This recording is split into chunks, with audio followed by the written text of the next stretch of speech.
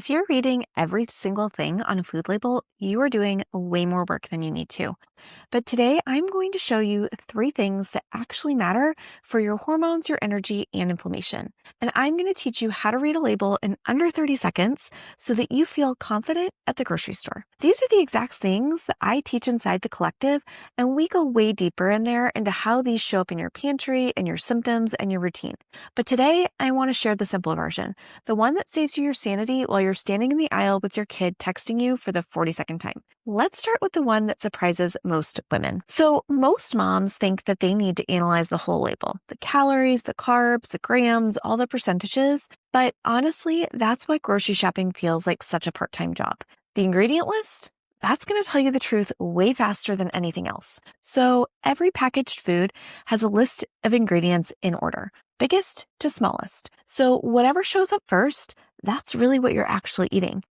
And a lot of women don't realize this, but foods can have a healthy branding on the front, a pretty clean label, a high protein claim. It could say organic, low calories, yet it could still be made from mostly sugar and cheap oils. And if the first three ingredients are some sort of sugar, oil, or something that you can't pronounce, your body is going to feel it. Because even if the calories look innocent, the ingredients are doing the heavy lifting on your hormones. Calories will tell you how much, but ingredients are going to tell you what kind. And that is the part that changes your energy, your digestion, and your inflammation. When you flip the package over, I want you to ask yourself two simple questions. One, does it look like food? Because it should be a short ingredient list, real words that you use at home, things that your grandma would recognize. Or does it look like a chemistry class with gums and colors and natural flavors and fillers and preservatives? Because those ingredients sound like a science experiment. I want you to know that this is not about fear, but it is about awareness, because it's about reducing how often your body has to fight what you're feeding it. You're already tired, you're making a million decisions a day, and you don't need your food draining it too. Because maybe in your 20s, your body had extra buffers. You could eat something questionable and feel fine. Maybe you were a little bit bloated, but it didn't derail your whole day. But in perimenopause, your body just doesn't like that anymore. It stops whispering about how it feels and starts yelling at you.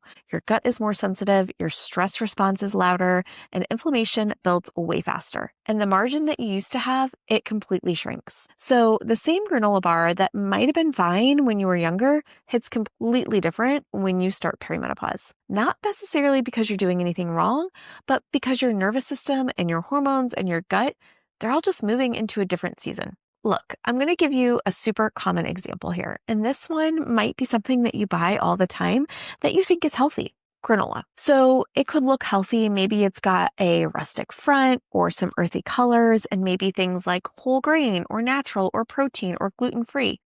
But when you flip it over, the first three ingredients might be sugar or oats or some sort of canola oil or vegetable oil. And maybe they're not in that order, but they probably are in that same category. So even though it might feel like a health food, you're basically eating dessert. So that's why it tastes amazing, but also why you're starving an hour later. And inside the collective, we break this down even further with a comprehensive ingredient guide, pantry cleanouts, and better swaps that actually taste good. Okay, the next one is sneaky, and it's the reason that you crave sugar at 3 p.m. without even realizing why. Because most women are looking at the grams of sugar and thinking that's the whole story. But the real problem is the added sugar and the 60 plus names that I hide behind.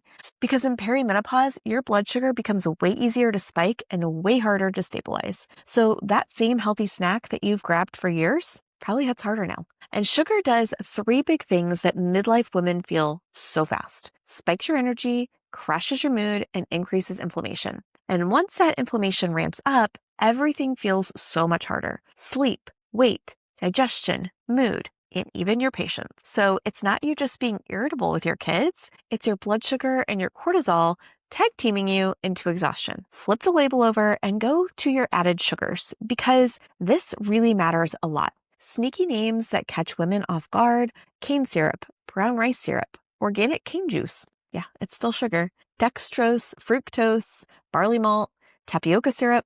They're all different names for sugar. And the thing is that even healthy brands use these because they know that it keeps you coming back. Because it's not about restriction, it's about knowing what you're actually eating so that you stop blaming yourself for being hungry all day. Because in your 20s, you might have been able to eat a bunch of sugary things and still bounce back, but now your hormones and your nervous system and your blood sugar are way more reactive. And that's why the same breakfast bar that felt fine when you were younger makes you more bloated and tired and starving by 10 a.m.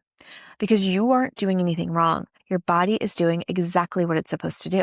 It's protecting you, it's stabilizing you, and it's trying to get the nutrients that you can actually use. And when it doesn't get them, it asks louder with cravings.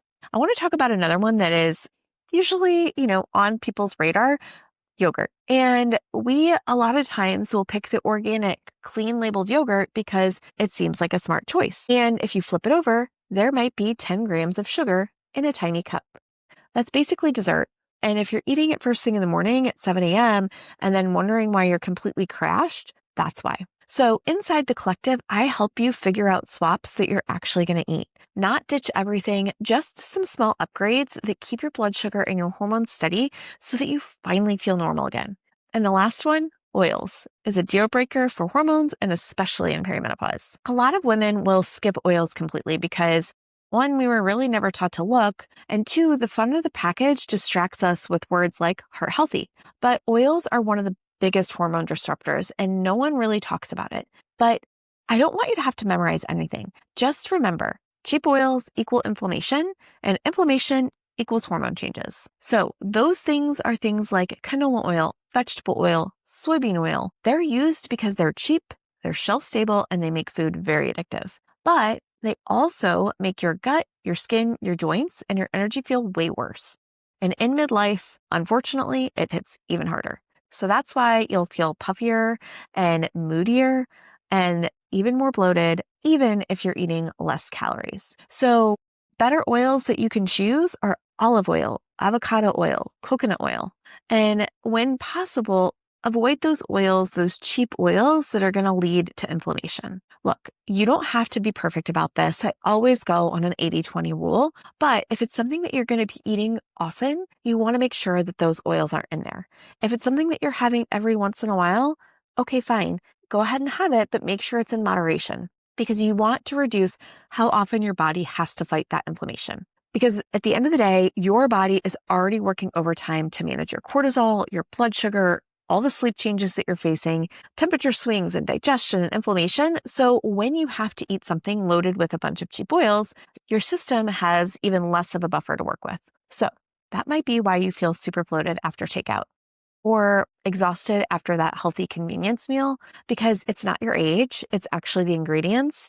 And in this season of life, those things matter. And I want you to be aware because these hidden oils show up in so many things. Healthy granolas, frozen meals, protein bars, and even roasted nuts. In fact, I was buying a power nut blend that I thought was good for so long, not realizing that they were roasted in canola oil. So the packaging might look clean, but the ingredients, not so much.